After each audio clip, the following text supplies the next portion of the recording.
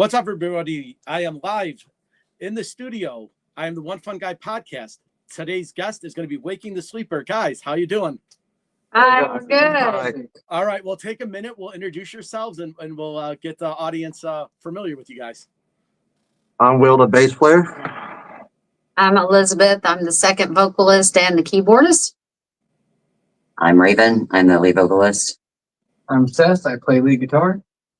I'm Dylan. I do rhythm guitar. And I'm Josh. I'm the drummer.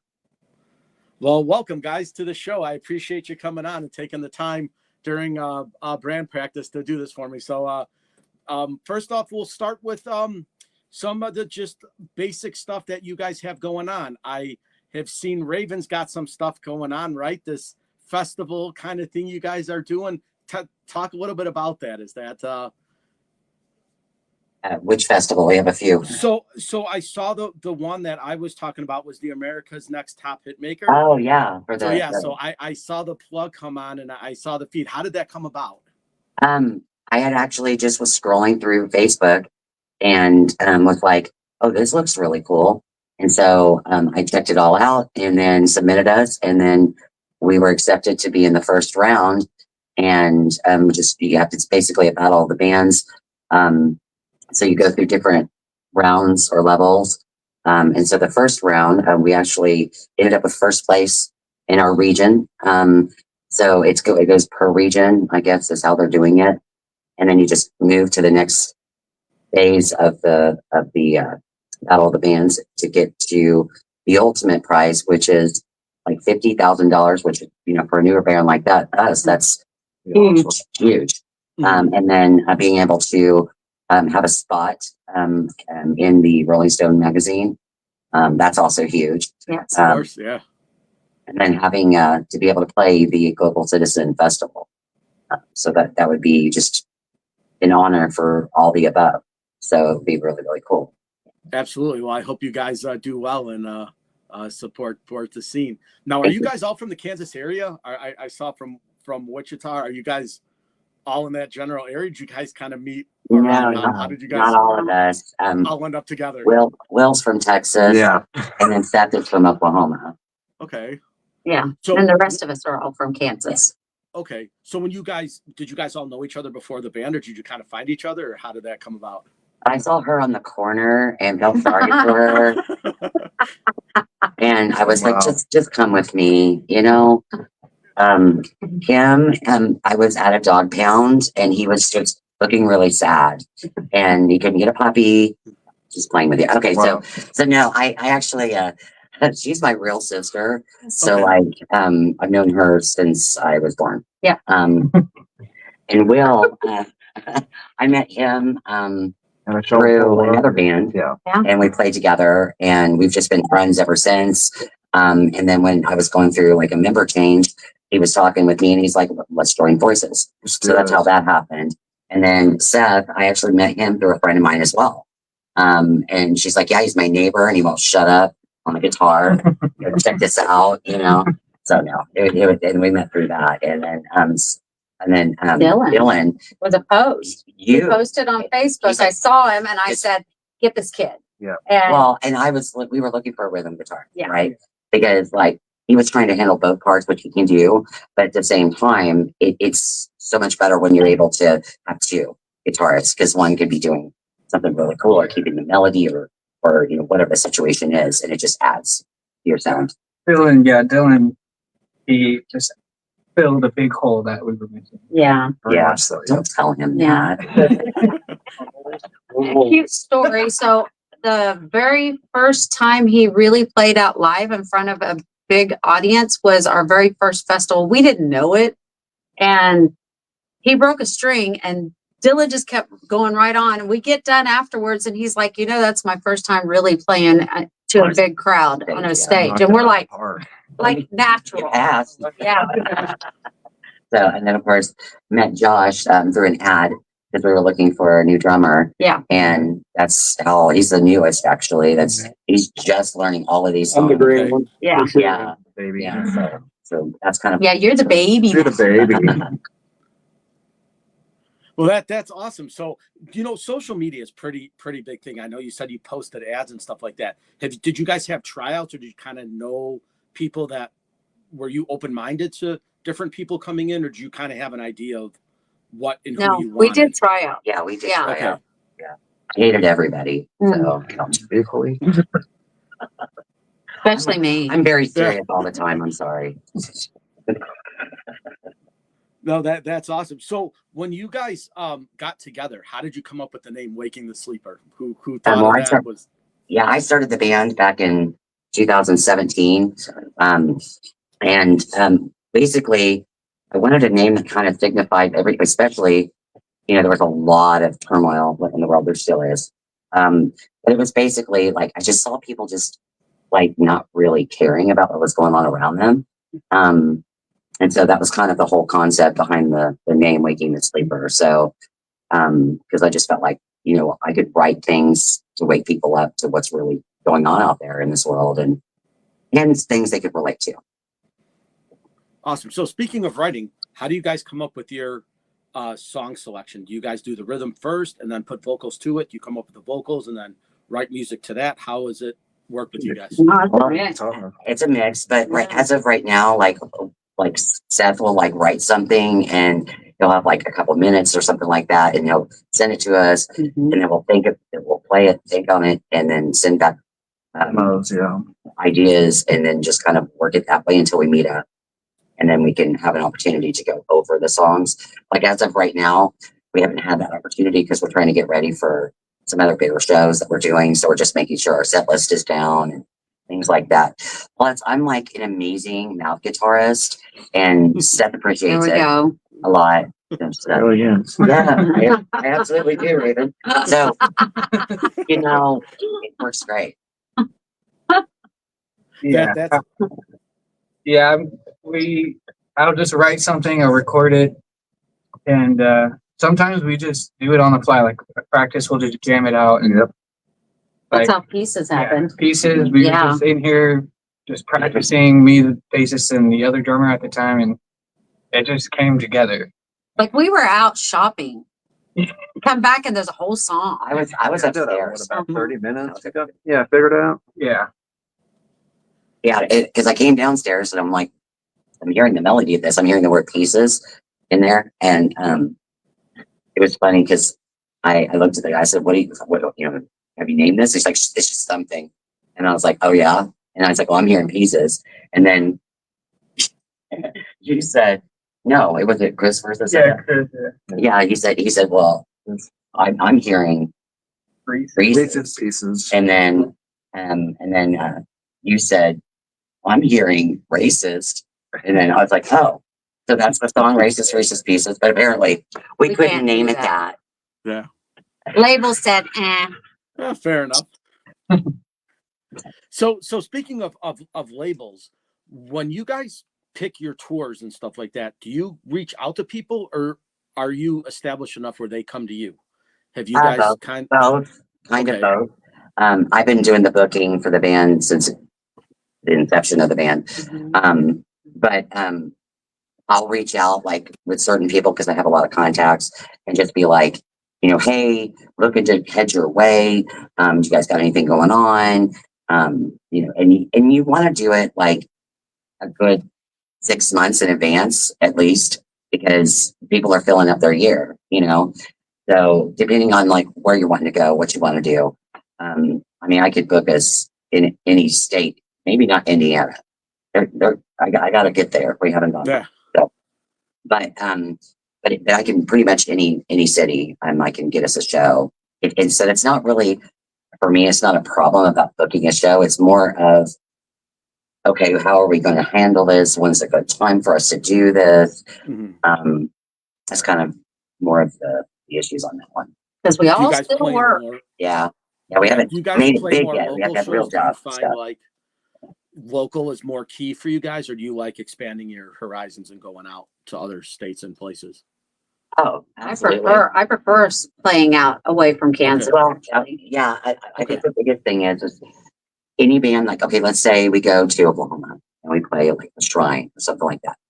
You want to try to get back to the Shrine like yearly, at least, because then that way you're building your fan base through there because people have already seen you. So now you're building more.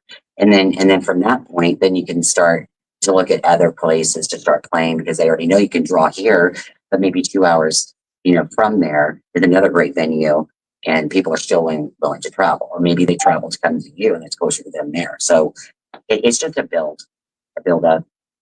Okay. Now, when you guys tour, do you bring your own equipment with you, or do you rent stuff? Generally, that's- yeah.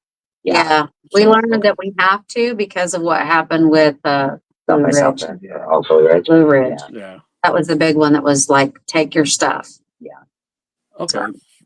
Because it's interesting because some of the bands I've had on, they don't tour with anything. They just basically rent everything when they get into the city. Sometimes even musicians, they'll have, a person step in and play with them that they know from that city, so that they've kind of been. It's a weird thing, and I didn't know if that was something you guys did or if you bring your own stuff. Yeah, it's we- cooler. we- Like I Weird. assume it's more comfortable bringing your own stuff, right? 'Cause Yes. you're Yeah, used to it, I right? can't imagine. I mean, like, Yeah. I'm a vocalist, so I can sing on anybody's mic, but for like the guitarist or keyboard, you're familiar with your own Mhm. gear. So, Yeah, you have your own codes and your settings, and like Right. we run a lot of our intros directly from my computer through. So, if I didn't have my setup, that would that would be weird, I think. Mhm. But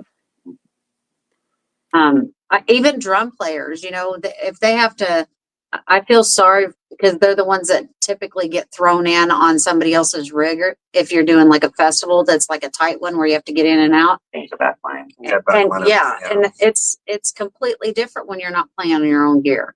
Mhm. So Okay. So when you guys set up your stage setting, do you guys have the same kind of setup where you guys put your mics and stand, or do you guys kind of try to mix it around a little bit?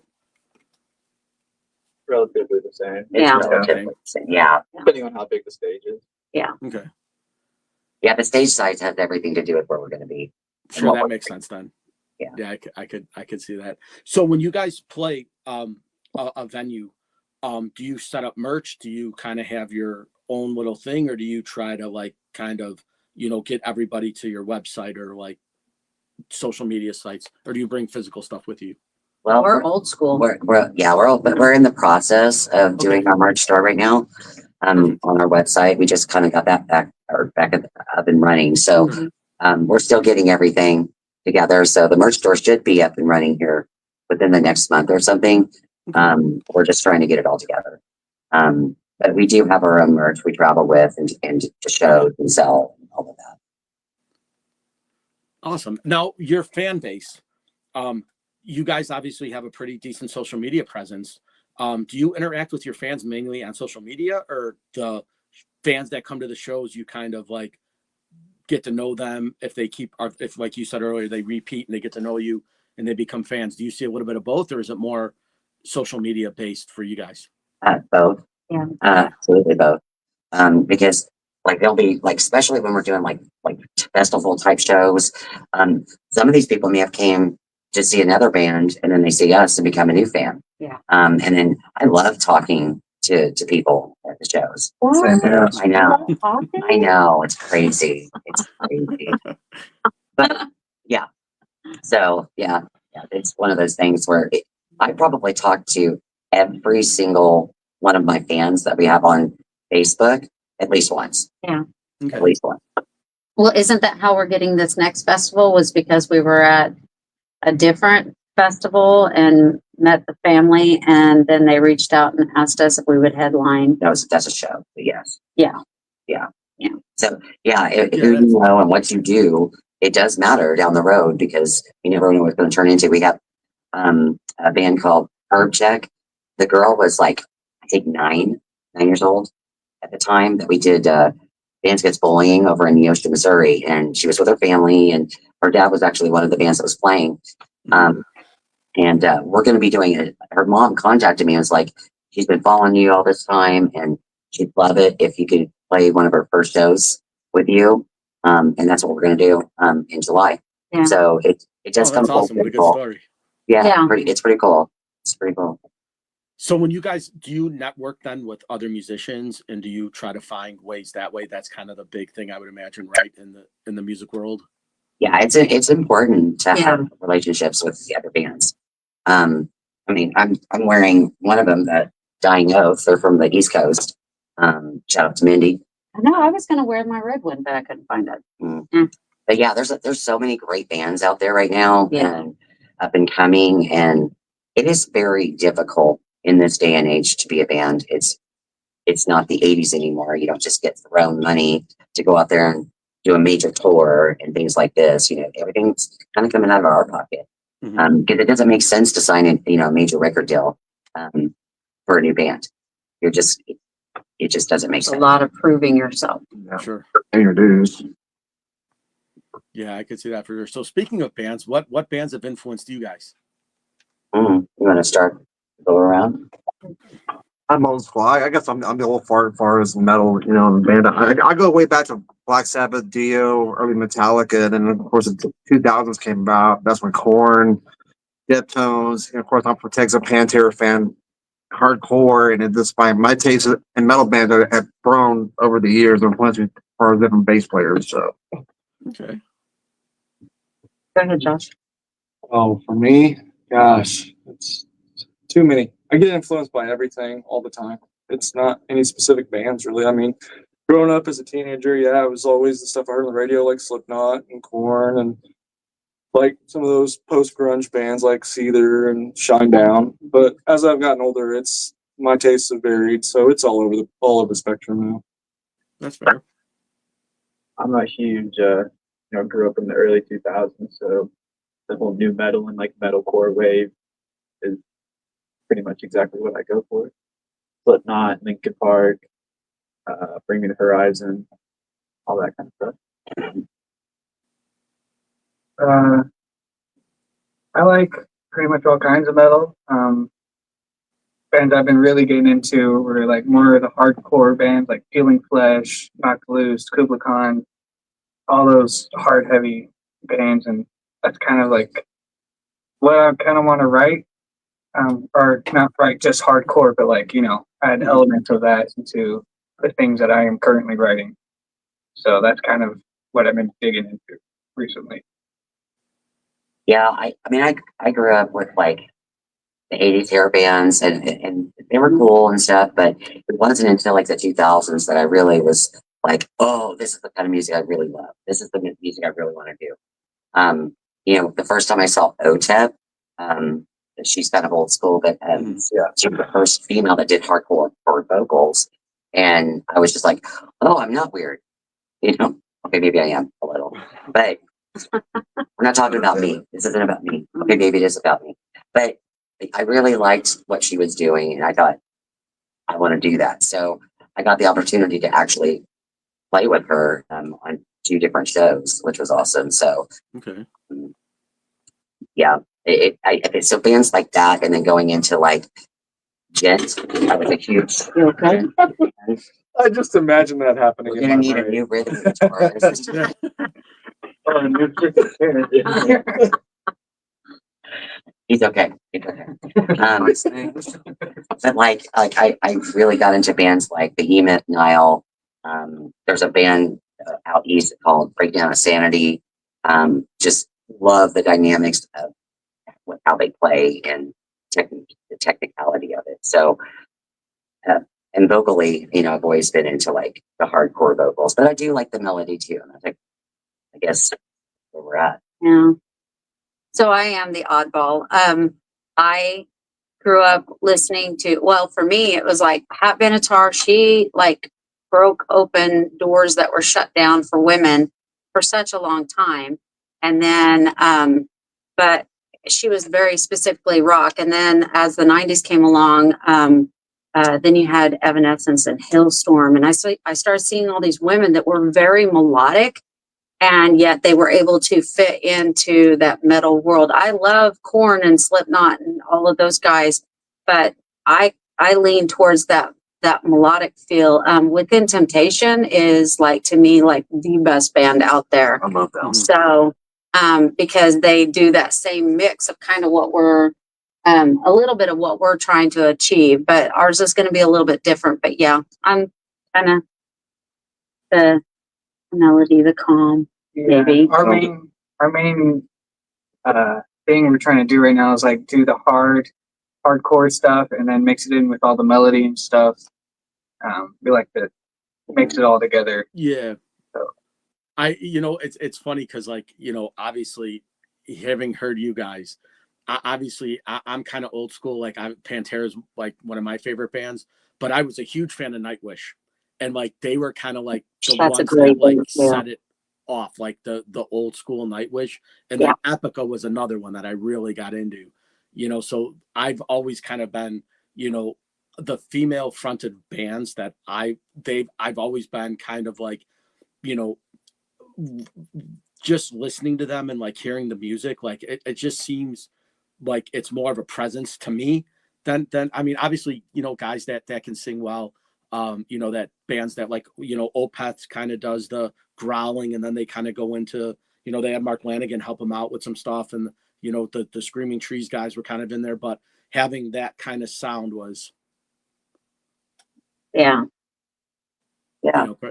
pretty appealing to me. That's where, and so, but when I heard you guys, it kind of, I could definitely see the kind of Nightwish type of sound. So that was very appealing to me. We definitely love the instrumental with the metal. Mhm. Something that has always kind of been a staple Yeah. with anything that I've ever written.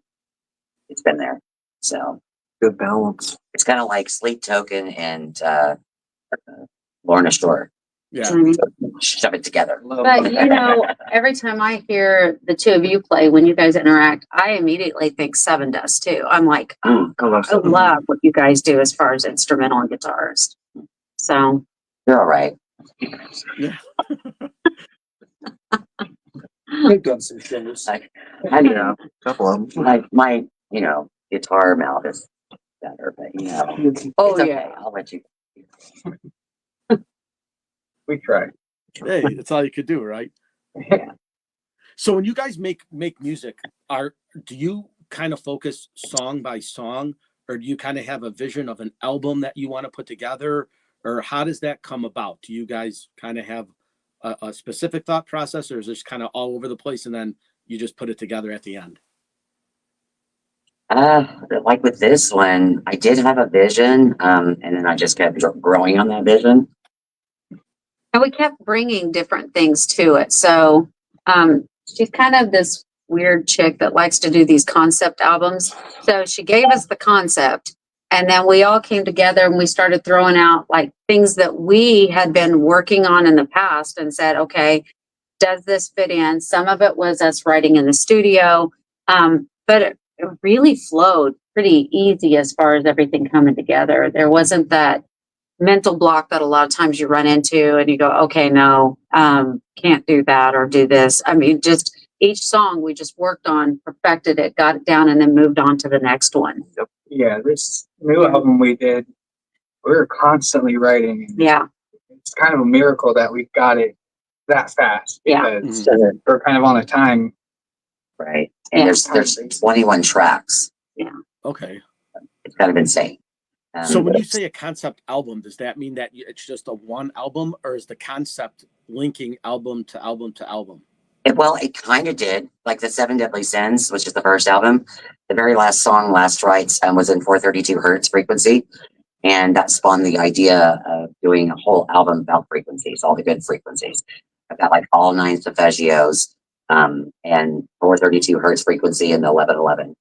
So, and then of course I had to be extra and throw in Morse code for each one of the numbers of the frequency. Because of course, so yeah, why not? So, I mean, there's a couple of different soundtracks on this album too. Yeah. So 8 and they all have intros into it. So it's kind of cool. That's where the 21 comes from. Yeah. All intros. Well, 11. Okay. 11. So the frequency thing that you mentioned, that how did you come about that? Did you kind of have any history to that, or is that kind of? Yeah, kind of. I've been studying hertz, frequency for a long time. Okay. I have a medical kind of background, and so knowing that like a lot of the good frequencies that they're healing, even I, with I yourself. was I was going to Chakra. ask about that because recently I just started getting into that about from all the way back to the Egyptians, Yes. where they had certain frequencies and they built basically all of their temples on sound waves. And Right. Yeah, I that's don't know if you cool. guys have kind of heard the theory of it. One of the guests on the Sean Ryan show that I watch, he said that they found ways to manipulate sound where that's how they were able to move those bricks Yeah. and those blocks with sound frequency. So he basically said when you turn a speaker super loud and you have a pencil and it starts to vibrate and it'll move across the thing, he said that's how they built the pyramids was through sound waves. That's how Yeah, they were able actually, to move those. I think I know. I think I've seen the same thing you're talking about. Okay, so all right, so that, I don't know. I just thought of when you said it, it was like because I've been getting into the frequency things about the spiritual stuff, and then I've kind of gone down the rabbit holes about the conspiracy theories with the bells. I don't know if you guys heard that or so why there's no more bells because they heal. Yeah. And But even for that, I mean, it extends like for Raven and I feel like the 1111 is a big one because I don't know how many times like Seth would be writing something and he would send it to her and that would pop up, or I would be thinking about something and I would send it to her and it would be that 1111, and it would be like either that time that we were sending it or that there was something that was tied to that same number over and over again. So I feel like there's something that happens a lot of times within the earth that we aren't even aware of on how that connects people and music and the way events happen. Yeah, it's kind of unique because, like I said, I've gone down that rabbit hole recently with, the lines of longitude and latitude were basically set as like realms to basically feel presence. And when the Earth shifted, they said like what was like 75 or 80,000 years ago, it knocked everything off, and that's why they say like all the portals and stuff had kind of shut down because of the shift. But prior to that, they said that was how they basically were able to travel the way they did. So I don't know. Yeah, it's really interesting. And That is like you unique. said, it is a rabbit hole. You can just continue to go down and find out new information all about it completely. Yeah, absolutely. So when you guys came together as a band and you obviously had some member changes and things like that, the lineup that you have now, is this the one you feel the most comfortable with, that this is going to be the process moving on forward? Is that kind of the consensus now? No, I hate all of them. Not looking at you, Josh, but Yeah, no, we're definitely moving in the right direction. I'm really excited about some of the new stuff that Seth's writing for the next album, especially. okay. I'm excited about this album, but I'm getting more excited about just the continuation of the writing process and the next levels that we're going to. I think as an artist, being able to continue to evolve and create and do things that are maybe outside the box and just push yourself. Those are the dynamics I think that really I love as an artist. Okay. So for the you said the album that you have now is coming out, or is that Yeah, right now we're doing the singles. We already did Faden. okay? We just released Pieces. Pieces, right? And then we've got I think one more. Struggle with that. It's called Struggle Within. It's actually he wrote the bass line on this, and it's about PTSD and Okay. serving, and when you come back and how to How we deal with that civilian stuff. life and the struggles with that. So anybody can really, I think, Relate to it. Relate to it. It doesn't have to necessarily be just about PTSD, but that's what the song is about. So, but you can definitely relate to just having that type of not fitting in. Or feeling comfortable Yeah, in one's skin. absolutely. Right. That would be the big one. How do you guys feel about bands that openly talk about that kind of stuff? I think it's great. I think you have to. Yeah, I think it brings awareness. It makes you Are human. Yeah. It makes you relatable to everybody else. We're not, we don't, there's no ego, if that makes sense. I know there's a lot of ego, but we don't want to be that way. We want people to be able to relate with us and understand that we're just humans too. We're all in this together. Yeah, absolutely. I just kind of, when you said that, I immediately thought of Five Finger Death Punch because they are very open about talking about mental Yes. illness and struggles of addiction and stuff like that. And they kind of get the bad rap when they talk about supporting military and supporting a lot of people. Most of them are actually veterans. Yeah. Members Yeah. of the Maybe if you walk the walk, then you truly understand it. So maybe that's why it's such a, but I mean, music is supposed to be that. I mean, it's a universal thing that people connect to. And when you write something that connects to somebody else's soul, it sticks with them. I mean, it's why as we get older, we can forget why we walked through a door, but I can still sing lyric by lyric things that I learned back in the 70s and 80s, you know? So, because it connects to you on that level. Hey, you had, What? the 80s were great. 80s were awesome. They Yeah. were. They- Lots of Coke. DeLorean. So now, from where you guys are at now, where do you see yourselves? Maybe 6 months down the road. Obviously, you have that, thing coming up with, America's Next Top Hitmaker. But where do you see the band 6 months to a year down the road? Is this, from where you're at now? Because Well- obviously, grandeur is going to be, world tours and stuff like that. So obviously, all the kudos in the world because you aim big, right? Everyone dreams big. But Right. Where do you see yourselves in the near future? Definitely. Well, obviously the album will be coming out towards the end of summer. So first of all, so once that comes out, obviously there's going to be a lot of promoting and doing more shows. So we're going to go into the fall and then the first of next year is what I'm really looking forward to. I'm hoping, to get on a tour with kind of a more international band, a bigger one. Even if it's, 12 to 18 days, of a run, to where we can really have that on a resume and our experience and just keep building off that. And That- if it that's has awesome. us go through Ireland, I'm so ready for that. Sounds good. What's so appealing about Ireland? Well, I have family. That's Okay. what some of my, where I come from. And same thing with Scotland, but we actually have family still over there. And it's like, we could ever just go and, just see some of the old, history. I'm a big, huge history person. I love old, towns, old, castles, those kinds of things. I would love to just go along that Sure. countryside and just be able to see all that beauty. Where else would you guys want to go besides Ireland? Is there any other particular Everywhere. spots? Everywhere. Everywhere. Europe. Fair enough. Europe would be a big one. Yeah. Germany, England. Yeah. Yeah. I think that's a big goal for me to Australia. really whack in. Okay. That's always been Yeah, always that would been. be amazing. Hellfest. Yeah. Load. Yeah, incarceration, Love and Life, Welcome to Rockville. I mean, we had the opportunity, we were there for Blue Ridge Rock Festival, but obviously with the weather, we didn't get Mhm. which really sucked. So, Yeah. but we didn't get to meet a lot of people. Yeah. Which was awesome.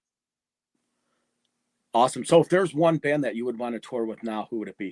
If you had to pick one. Slipknot. Slipknot, yeah. Slipknot. Whitechapel. Okay. Hailstorm for me. Oh, we all need to. Yeah, that sounds like, Not to lose. Knocked Loose. That's a good one, yeah. So if you could put Yeah. something together with all of them Yeah. and we're down. Yeah. Great. I'll do what I can to help Okay. you guys out. All right. then. Okay. So funny enough, one of the girls I had on my podcast 4 episodes ago, Athena, she just started. She got hired by Bloodstock in Britain. Oh, So fun. she's wow. now on that festival, like booking bands. So I'll send you guys her way and Oh, see what I hell can come yeah. up with for you. Yeah. Yeah, she was super excited. There's a band called the 500. I never heard of them before, and she Hmm. kind of turned me on to them. And they kind of have a Parkway Drive vibe to them. Oh, So wow. they're- Oh, Yeah, so that's perfect. I didn't know who they were, so I reached out to them, and they actually sent me an album and signed it. So I was like, all right, cool. And Oh, that's cool. so I've never heard of them before, but now they're like one of my favorite bands. So. Huh. So networking, right? That's the power of social media, right? Because Yeah. without Yeah. it, Do I've it. never known, Yes. right? So for sure. So now with you guys having this album coming out and the kind of the touring and schedules, are you guys focused more on doing that like continuously, or like, you know, because obviously music is your passion and you want to do that, but is that something now that you want to devote pretty much your entire livelihood to doing? Absolutely. Eventually? Is that kind of the Yeah, goal, if we right, could to- be out there 365 days touring, Yeah. I would be happy with that. Yeah. Same here. That's awesome. So when you Especially guys, if it sustains us, that would be fantastic. Yeah. Big Yeah. one, yeah. None of us are tired of 9 to 5. right. So when you see the big dream or the big goal, right, that's obviously the end game for you, right, is to basically make enough money where you can pretty much do that as your profession and not have to worry about anything else, right? Right. That's the dream. Yeah. Yeah. Awesome. That's a good one to have. You guys will get there for sure. Thanks. Thank you. Yeah. So now when you guys just say you win this Battle of the Bands thing, right? This America's Next Hitmaker, where does that put you guys in terms of like exposure to, like, obviously say you win it, then what happens after? Like, do you know the next steps of this then? Well, number one, I'm hitting up Seven Dust and I'm like, well, we're going on tour. Yeah. What's Yeah. that? And then Slipknot. Corn. Let's Corn. throw corn in there. Yeah. Well, they're going to be with them. So Okay. it's okay. You know? Because the Yeah, no, expose I- and Spin Magazine, right? They would fly, I'm sure, fly you out to get, you know, Yeah, that's like how well, and then being able to have a spot on Rolling Stone, That'd be, Yeah. yeah, that's it awesome. would just give so much exposure to us as a Yeah, sure. band.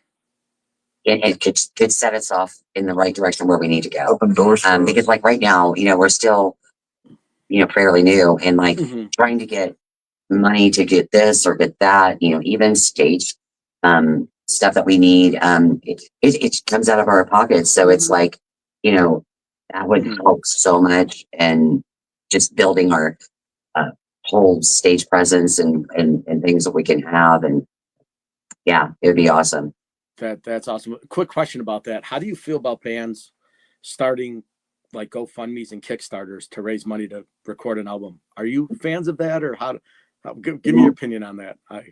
I've asked this question a few times before and I've get mixed reviews, so I'm kind of curious to see how you guys feel about it. I haven't done it yet, just because the way I'm looking at it is, I mean, I'm not necessarily opposed to it, but at the same time, I'm like, our fans do a lot for us already. Yeah. So like, if, I don't know, it feels weird going out there saying, hey, can you give us more money? I don't know. Yeah. And also our label invests a lot of money into us too. Yeah. So Yeah. Yeah. that's a big help from that. I Now, feel we- weird because obviously the band that I guess I could say it because it doesn't matter now, they've already done it, was Fear Factory, right? I They love did their Fear whole entire album on Kickstarter, and they said Wow. if we don't raise $100,000, we can't record an album. And they raised like 103 or 104,000 to do the album, but Wow. like they're a pretty established band, right? I mean, they were on Roadrunner. They like, so They've you been would around think from what that, the mid early record label yeah, would- 90s. but it was so bizarre when I heard that, because it was kind of like they were basically saying we can't make an album unless the fans pay for it. It was like, it was really weird. I don't know if you guys Maybe, heard maybe about that's that. just Yeah. that was just To the right me, time for them. If you do something like that and there are people that have contributed, then there should be a payback. That's just how I feel. Like when we were, the thing that I really liked about the community here in Kansas is like when we were trying to get to Blue Ridge, it was really tight. It was an expensive trip. Mhm. And so we did shows and we did like bake sales at the shows, and people came and helped and supported.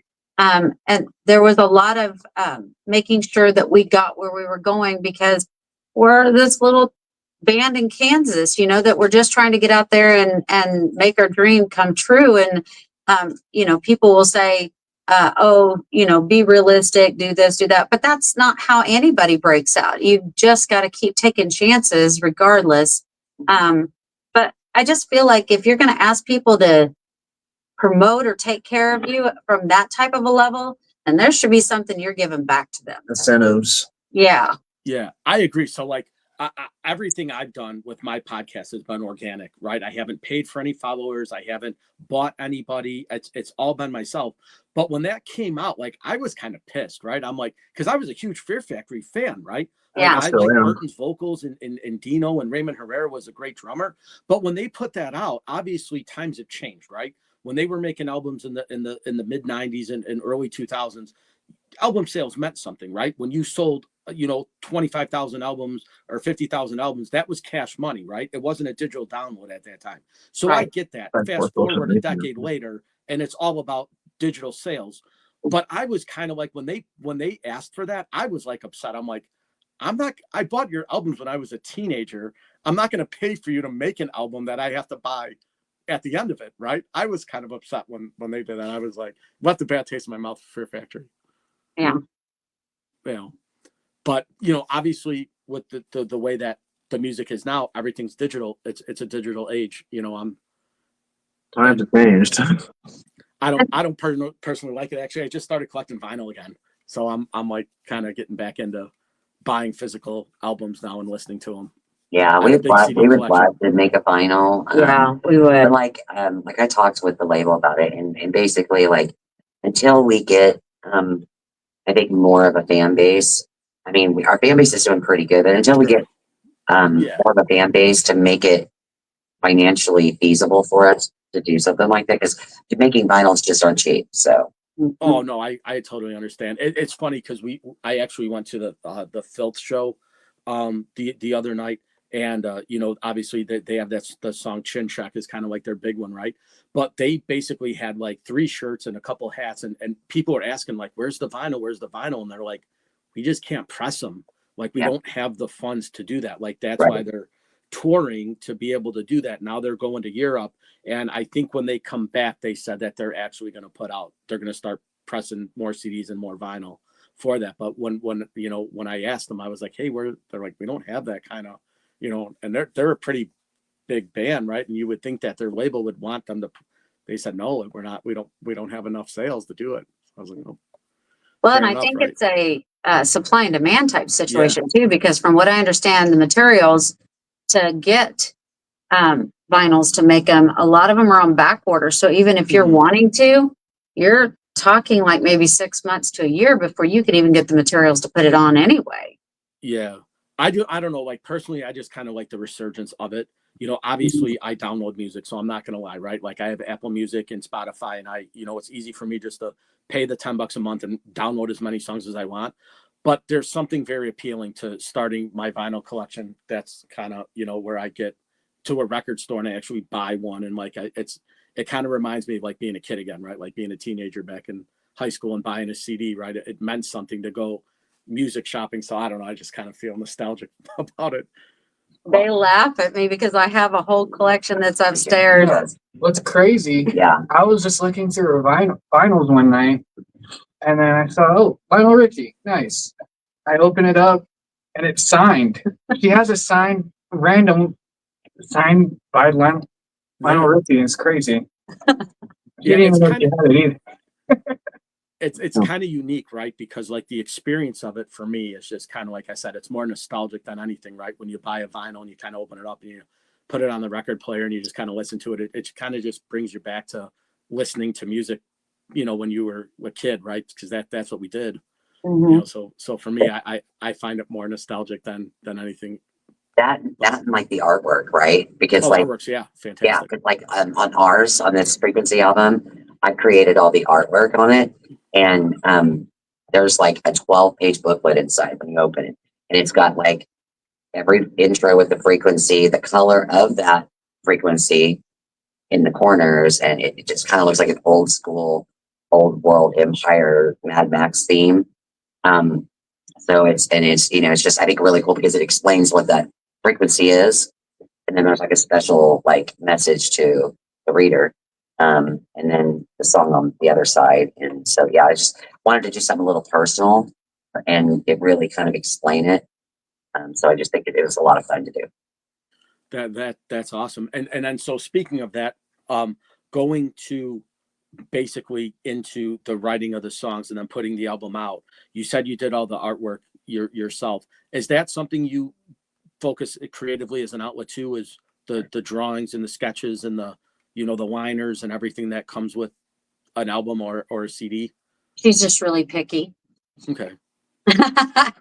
So she's tried to work with a couple of different artists and they'll get get close. And then eventually she just goes, okay, let me just show you. And she does this and this and this. And she goes, okay, I like that. Thank you very much. That's pretty awesome. Cause I remember back in the day, it was pretty popular for a lot of bands to get tattooists to do their album covers. Right. That was kind of a big thing. Like Paul Booth did a couple Slayer albums, and like, so it was kind of a big thing to see, you know, an actual artist, like if their kind of render of what the band wants to do if they weren't artistic at all.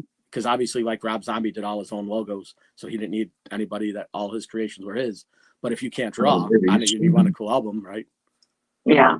Yeah. So that's awesome. So with you guys having everything going on now and everything that you're doing musically and creatively and stuff like that, when you get to that certain point with your fan base, when you guys are done with the show, do you guys hang out with them? Do you take pictures with them? Do you sign stuff for them, or are you kind of packing up and going? Yeah, we stay for sure. Right. And it's not just about meeting the fans or the people or hanging out with them. It's also supporting the other bands that are playing. Yeah. Like I've just never been that person that would just, stay, play, and go. I think it's rude. I mean, the only time that I would ever do anything like that is if I have like an 8-hour drive to be somewhere and in another city, state, and we have to, be there by a certain time. Okay, that's going to be a pre-advanced thing of everybody knowing that and why. Yeah, that's fair. Because I don't know, like personally, I always loved it when bands would get done with their set and they would say, hey, come and hang out with us at the merch booth, take some pictures. You know, like it always felt more personable than when a band just plays, they come back for their encore, and then the next thing you know, they're out the door and like they just leave, and their fans are like, well, why wouldn't you guys hang out? Or like, why can't we get anything signed? Or like, why can't we meet you? Or like, it just always seemed more personable to be like, hey, when we're done, we're going to hang out type of thing. Where obviously, you know, playing at a smaller venue is easier than a stadium, right? Because obviously you're not going to want, you want to get on your bus and go. Like, I get that, but for most of the part, like, it always kind of made me feel happy when bands would be like, hey, come and hang out with us. Right. So for sure. Yeah, so I'm glad you guys do that, and our fan base. Now, where could people see your stuff at? Can you drop your socials? Obviously, I'll link them in the video, when it goes to YouTube. But like, where could the fans see your stuff at if they're not exposed to you? Yeah, I mean, obviously, our music is on all platforms. Okay. Spotify, iTunes, Deezer, all of those. We have the new Pieces lyric video on our Waking the Sleeper YouTube page. And then We have Faden. we have you can go up to YouTube and see all of our music videos. And then you can also hear all the music too through the labels part of it. And then of course we have Facebook, Instagram, TikTok. That's how I discovered you, was through TikTok. So yeah, I mean, just about every social media platform, we're even on X. So they can pretty much go anywhere and kind of see what's going on with us. And Facebook is probably the one I'm on the most. Okay. Yeah, because we're a little more. These guys are the ones that are pulling us into like Instagram and some TikTok and the newer ones, because they use those platforms way more than we do. Okay. And then, so I don't know if you guys have any dates set, but where could fans see you perform live if they were local to the Midwest? I'm actually getting ready to post kind of our schedule. So that's going to be going up on our website, which is WTSofficial.com. And then again, like I said, we won't have our merch up there for at least a month, but there'll be the new schedule up there and on our Facebook page. I'll try to get to the other socials and post that so everybody can just see. But we're going to be doing Saturday, which is the 14th. We're going to be headlining the Topeka Festival up there. And then the following Monday, we're going to be playing with Green Jelly here in Wichita, Kansas at Barleycorns. And then In July, we're going to be headed to Pittsburgh, Kansas, and to play at what is the place? Okay. I can't think of the place's name right now. that But Is that the J&J Festival? that's- so, And but yeah, then, I'll be posting that, and then we've got other things coming up through the year, like Rock the Equinox and things like that, in Oklahoma. So, but yes, I will be posting our Awesome. schedule so that way everybody kind of knows where the next shows are going to be. Perfect. Well, thank you guys so much for being on. I really appreciate you taking the time to do this for me. That was awesome. I wish you guys all the best, and Thank the you. contest. you. I hope it goes well for you. Thank I you. hope you guys become mega stars. Obviously, I'm a fan, so I'll share everything out. And if I come across anybody who I think can help you out, I'll point you in the right direction for sure. Love that. Thank you so much Thank for you. having me Pleasure. on. Thank you. All right, thanks, guys. I am the One Fun Guy podcast. Thank you so much, Waking the Sleeper. I appreciate you guys being on, and we'll catch you on the next one. Take care, thank everybody. you. Thank you.